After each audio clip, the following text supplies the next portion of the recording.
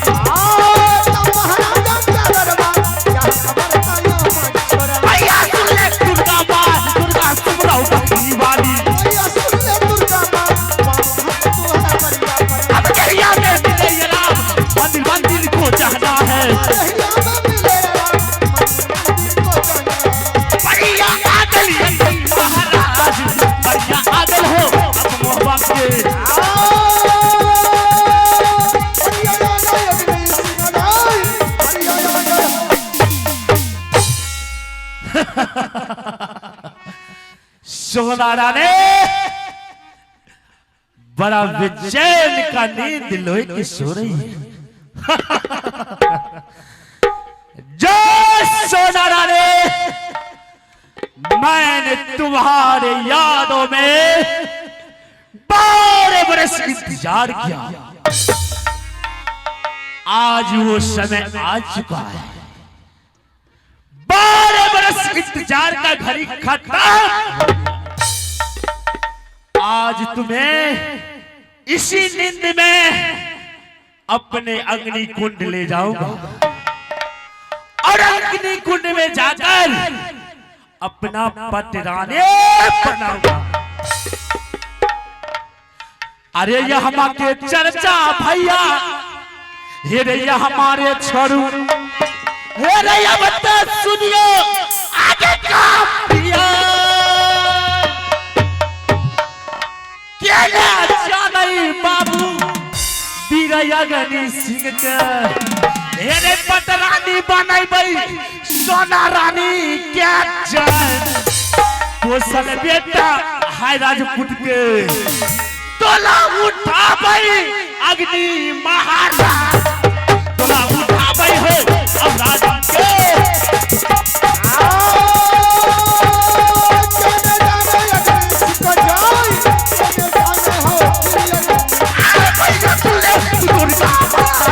दुर्गा चंद्र पत्नी वाली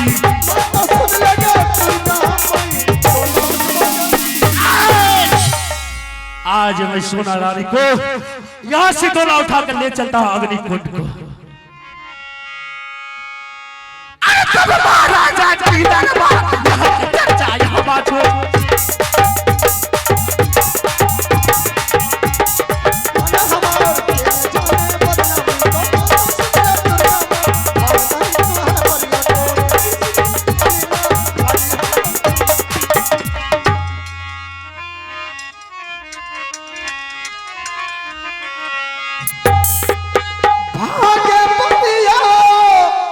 अग्नि हो सिंगा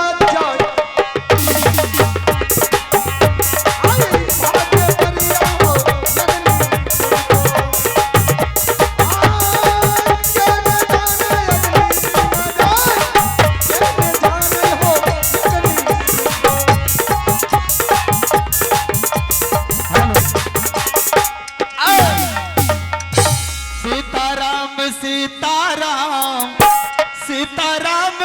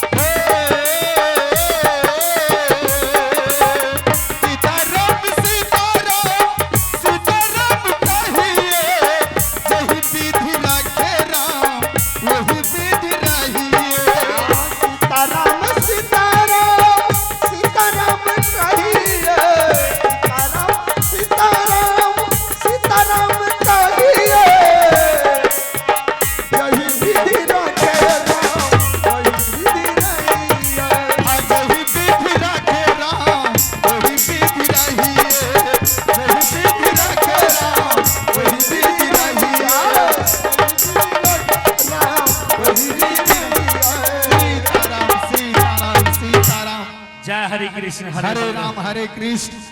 अब अपना धोनी ना इस जंगल में रमा लेता हूँ और थोड़ा देर जाप करता हूँ और इसके बाद फिर मैं अपने कुटिया पे चला जाऊंगा। हाँ हाँ जेकर राम ना भिखारी है ओ कर लोग का भिखारी, जेकर राम ना भिखारी है ओ कर लोग का भिखारी, जेकर राम ना भिखारी है ओ कर लोग का भिखारी।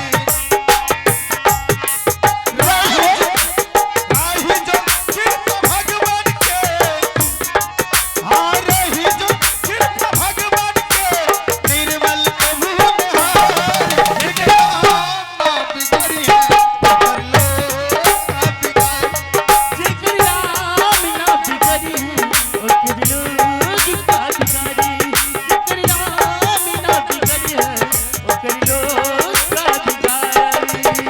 पूरा चाहेला दुनिया में मुदैया, ईश्वर के बिना मर्जी से डोले देखे पतैया।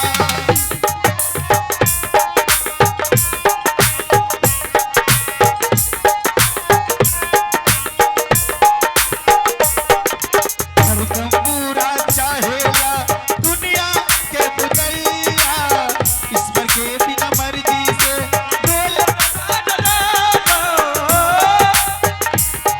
अरे अनमोल शासन का, अरे अनमोल शासन का, भारत की संसारी निकलो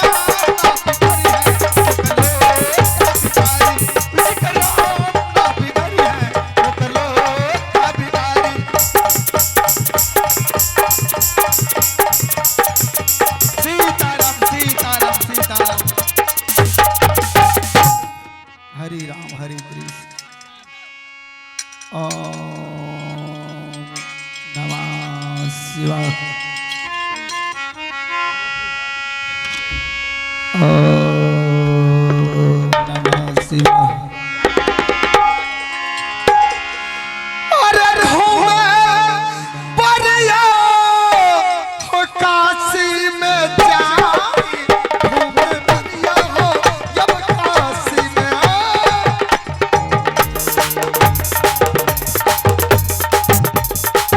हेलो दर्शन लेके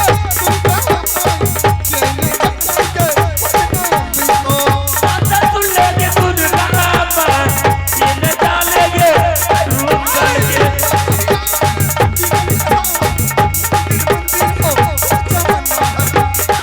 लाठी बराबर बढ़िया डूबो तलवार। ओम नमः शिवाय।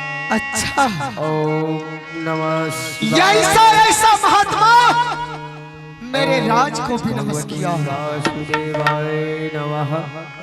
ओम जिसके आगे में ना कोई सामग्री है फिर भी यह धूनी रमा रही है।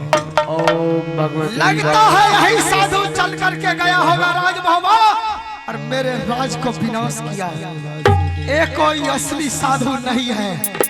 अरे महात्मा भगवती वासुदेवाय नमः। ओम भगवती वासुदेवाय। अच्छा बहुत धूम में ओम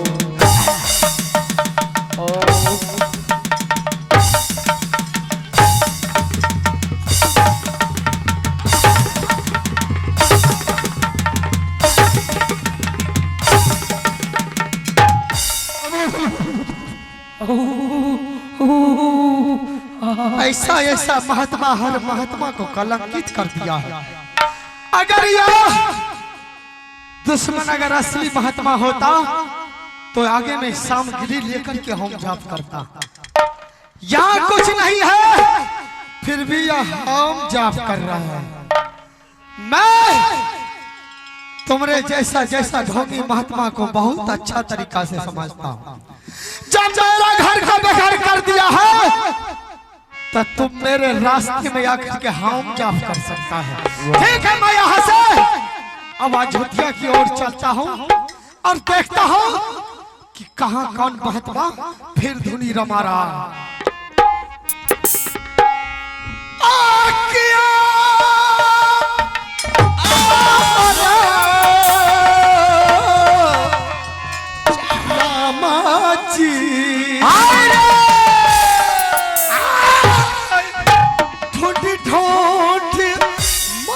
विधाता हो नकली महात्मा क्या हो, नकली महात्मा क्या बताया।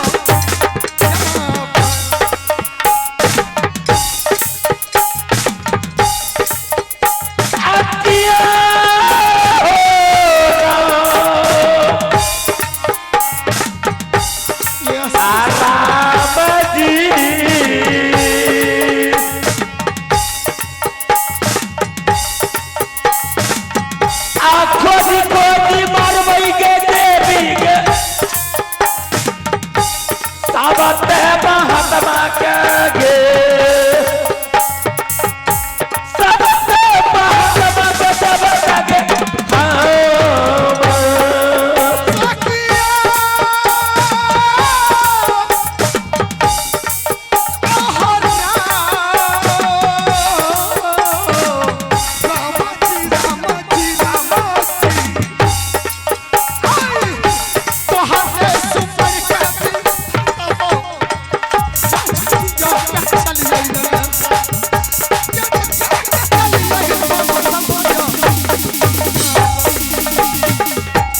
अगले में चाल लो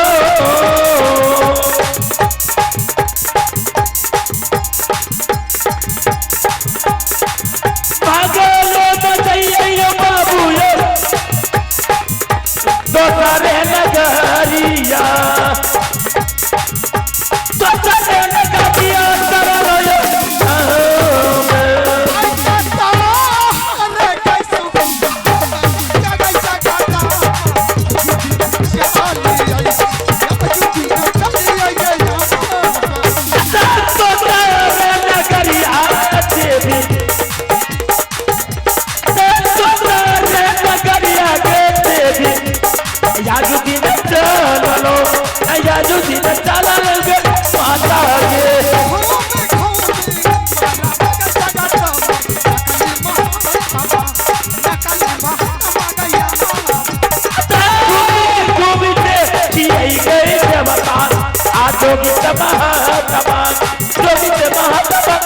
मैया गे चाला रही गे सोना रानी गतारा बरम मैया गे ताला लई गे सोना रानी गे हाय गे तारा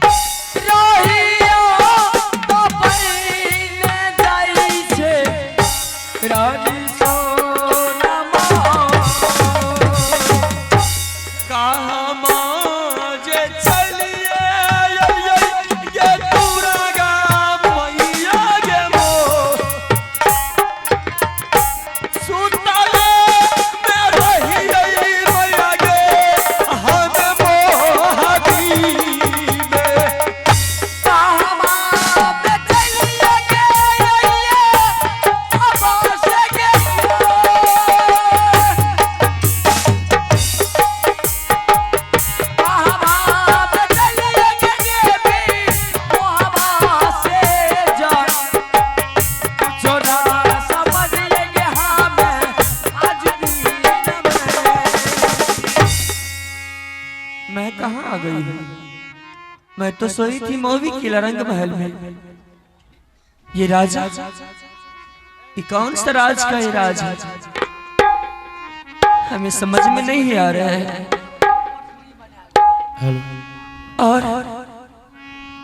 हमें लग रहा है माँ दुर्गा हमसे छल कर रही है। हे देवी, क्या हमारी पूजा में त्रुटियां हो गई थी? काम तुम्हारी पूजा में कमी कर दी थी रे, कि आज तूने मुझे यहाँ से मौवी किला से लेकर के वहां से कहाँ पहुंचा डाली। आज मैं और मेरे घर वाले सब के सब खंडित हो चुके हैं। अब नहीं लग रहे हैं मौवी किला में कोई होंगे।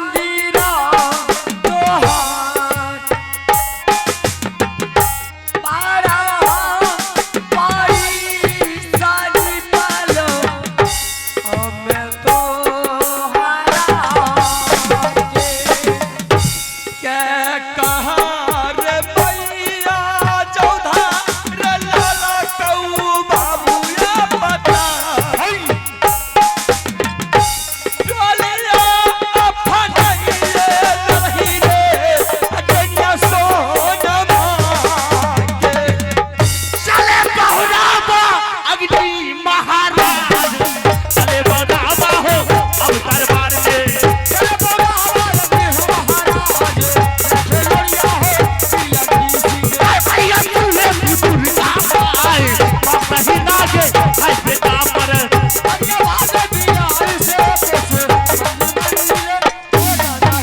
महाराजा बेटा चर्चा यहाँ छोड़ू चोरी से ले गाना मार चोरी चोरी गाना करूं मेरी जुबान एक बार बंद नहीं रहती है। नैनागर की बेटी है, तुम ये जानते हो 1400 बेचारी जादू ये रानी सोना अपना जूड़ा में रखती है। सोना रानी चिल्ला मत, अरे सुन ले। तुम्हारे जादू से अग्नि सिंह को कुछ नहीं होता है। अग्नि सिंह बोल अगर तुम्हारे बाजुओं में दम था, अरे तुम्हारे बाहों में बल था, तो जब हमारे देवर जी हमारी मोहबी किला में तैनात थे तो तुम्हें एक बार नजर उठा के देख लेता तो तेरा दोनों गोटियां निकाल लेते। सोना रानी उसी समय का तो मैं इंतजार करते करते मुझे 12 बरस बीत गया तुम्हारे इंतजार में। हेरे काठी रे अल्लाह की गलही इतनिया महू की सदा अकहती रे लगे गलही रे आये गानिया से रानी है बनाई लेबो बाप रे बाप दरबार में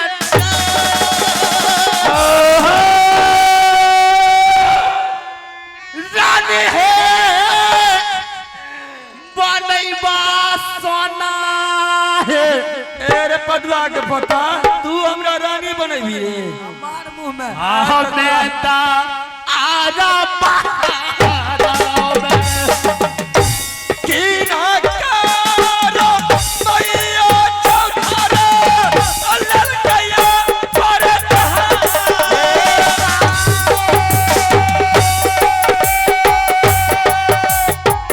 रानी बनाई ले भाई शर्मा दैनिया के ना बस सही बात रानी तोहारा के जाए आ जइहा बैठे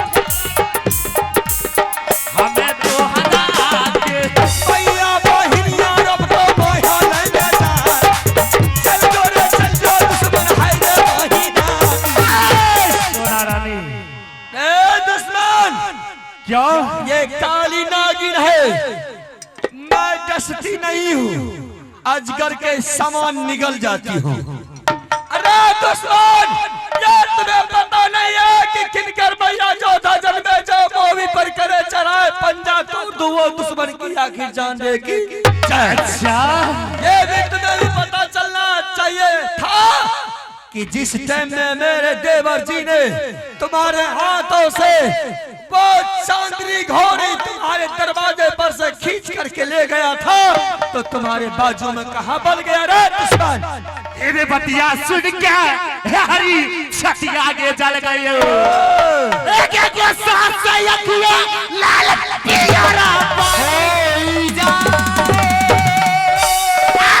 गोरे बदन में सोना लाली काली के पड़ गयो। अच्छा एक जीविया चाट गयो तलवार जाए के न जानै वीर अग्नि संग के अचपट रानी बनई बहु सोना आगे है बनई बहु के दरबार में रानी बनई बहु आगे दो रानी बनई बहु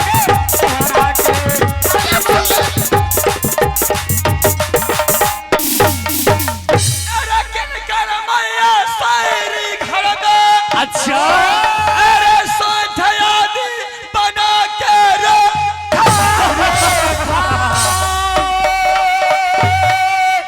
अरे खटरानी बनई तई रे सोना के आई लव यू अरे नागिन जो काटे सिला बहुत दुश्मन रे तो आई लव यू टू अरे तहिना हाई छै दुनिया के लीला अरे नाच नचैबो फेरा बना के जा हमको आई तो बेटी नैना वाली। अच्छा अरे 1400 दुल्हा के दलिए चूल्हा में घुसा, मुझे जलाने वाला। अरे 14,000 बाराती के कुआं में गिरलिए। अच्छा अरे जे सोना अपना भैया के दल के छुरा चाला, वो अपना नहीं भेलै त के कर हैतै।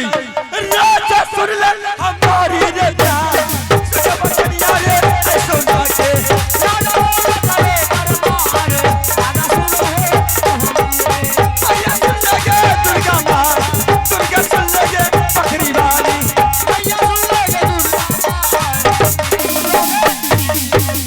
के गज बुलबुलिया सोना करदन पर शोभे, एक गलबा में शोभे गुगवा के गोरे बदन में लाली काली के छा गयो, एक जिबिया चट गयो तलवार जाए के न जाने ये अग्नि सिंह के, एक गोदी में बैठबो सोना रानी के जाए, गोदी में बैठबो तोरा आ गया रबारा में, चरबा के जाना वाला दुश्मन चरबा चाहिए रे, चरबा के जाना वाला दुश्मन हर चोरबा देवी है के सुन हुए दुर्गा साथी माँ, बाबा कहीं ना रही आई के अग्नि सिंह, क्या सोना रानी अग्नि सिंह बोल। सोना रानी औरत नहीं है, अगर तुम्हारे बाजुओं में दम है, तुम्हारी माँ ने सौरी घर में दूध पिलाई है, अच्छा तो इस सोना रानी से तुम पज्जा लगा ले। हाँ अगर एक बार नहीं